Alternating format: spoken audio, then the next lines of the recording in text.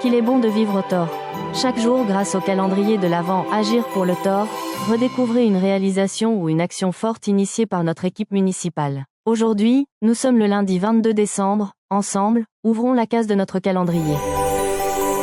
À l'approche de Noël, certains mots résonnent plus fort que d'autres dans nos esprits: famille, partage, paix et bien sûr solidarité.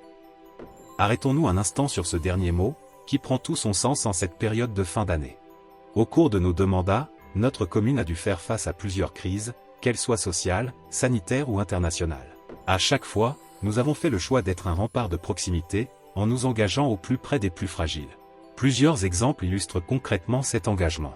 En 2020, en pleine crise sanitaire liée au Covid, la commune a su ouvrir, en seulement quelques jours, un centre médical provisoire. Pendant 3 mois, et au plus fort de la pandémie, ce centre a accueilli jusqu'à 40 patients par jour. Même l'agence régionale de santé n'y croyait pas. Et pourtant, ce défi a été relevé grâce à l'engagement remarquable de 4 médecins qui se sont relayés sans relâche et grâce à l'appui technique de la commune.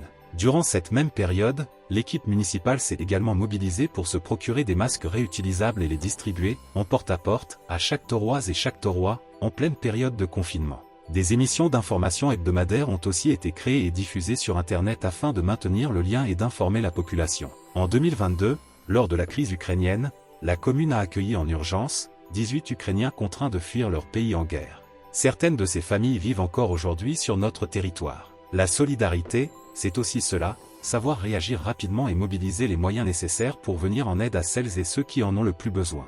Cette même volonté et cette même énergie sont déployées au quotidien à travers une action sociale de proximité.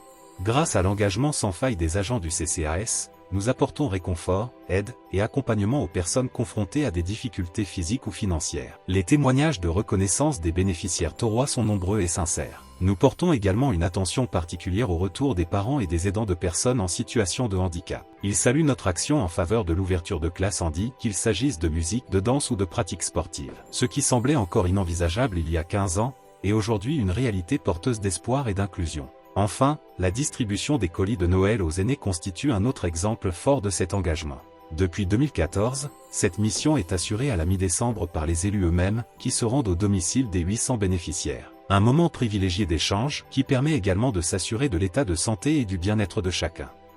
Notre projet pour l'avenir du Thor intègre naturellement à chaque étape le mot « solidarité », avec la volonté de poursuivre et de renforcer notre action solidaire, humaine et de proximité.